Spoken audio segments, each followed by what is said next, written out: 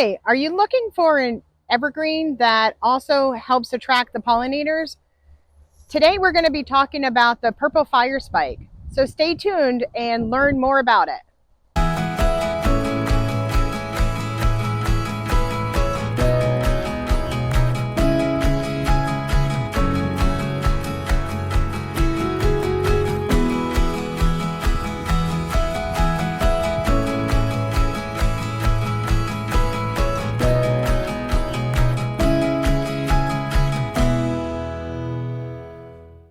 So what we have here is the purple fire spike.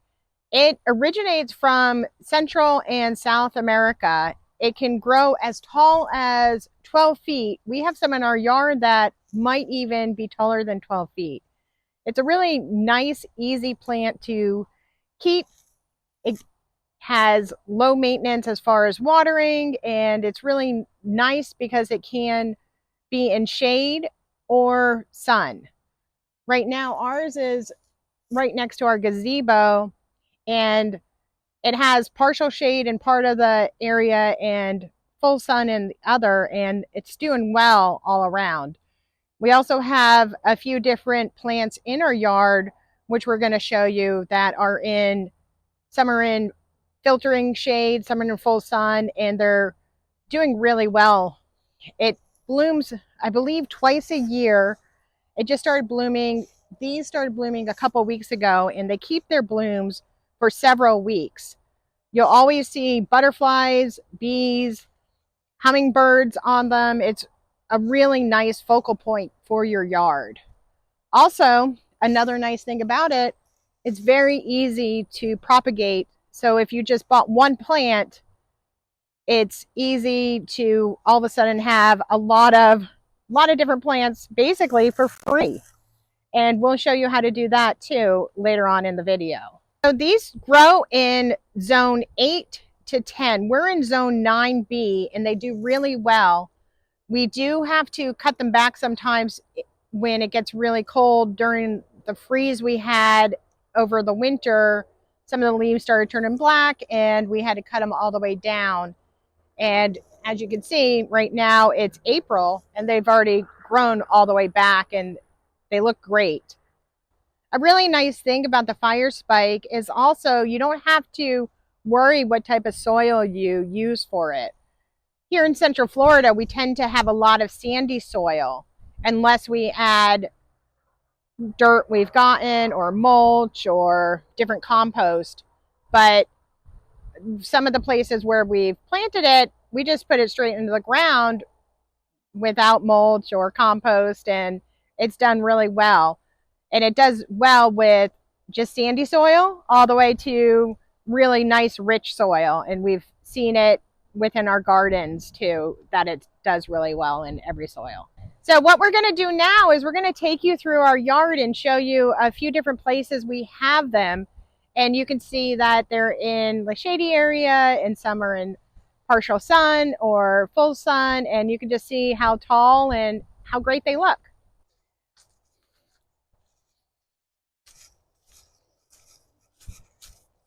Here's some, this is along our path.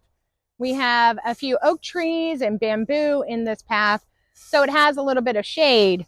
And as you can see, we have a fire spike. This one, it's kind of neat because it's in the shade, and some of it is really tall and going straight up, but then some of it is kind of reaching, which I kind of like the way it looks curved and straight up.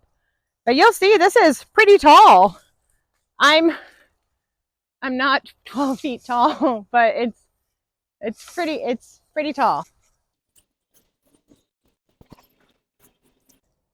Here we have a few more. Again, we have our bamboo around us. We're growing some bananas, but we also have the fire spike, which is just so pretty because it's really does attract the bees and butterflies and hummingbirds. You'll see them throughout the day.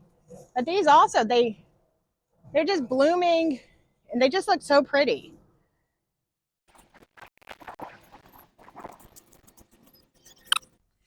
These are actually my favorite ones we have.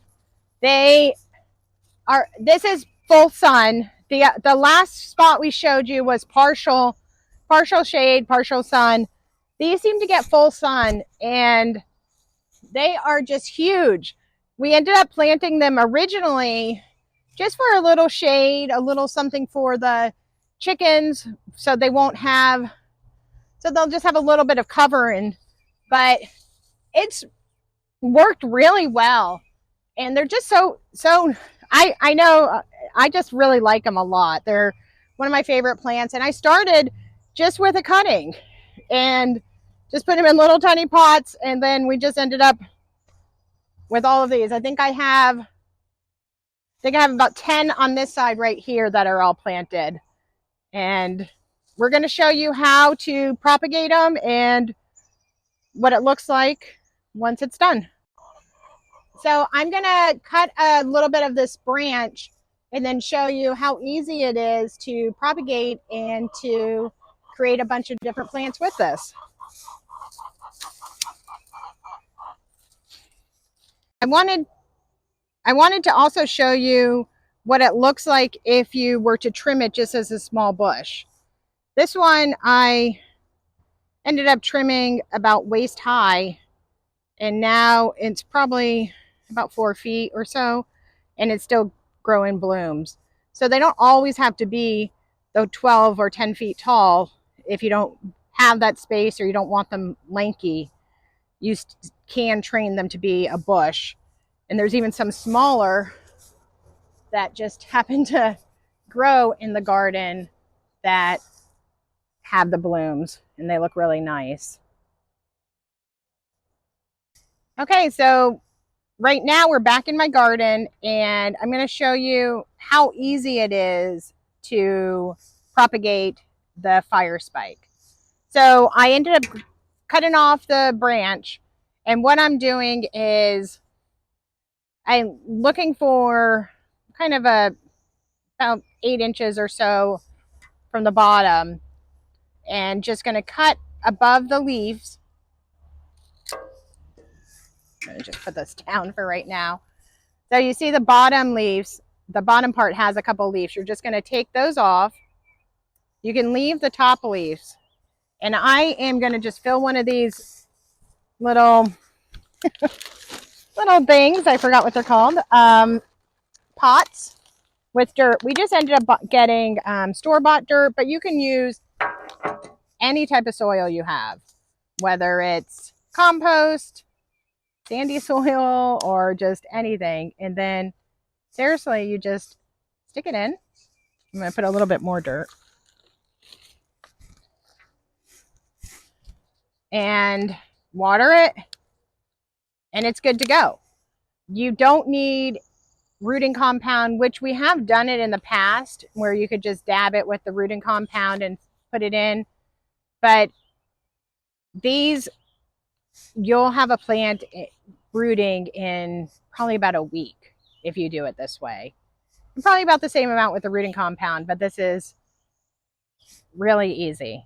We hope that you learned something and get some free plants.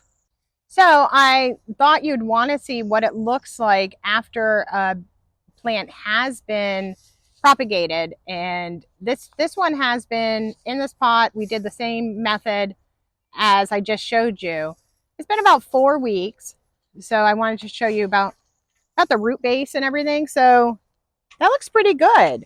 And this one we could plant in the ground, but I think we're going to wait for it to get a little bit bigger. But it's pretty, I think it's pretty fun and pretty neat that it's able to reroot. That's how I did most of my garden that we're in right now for my flowers. And it's free. Once you have the initial plant, it's pretty much endless with propagation.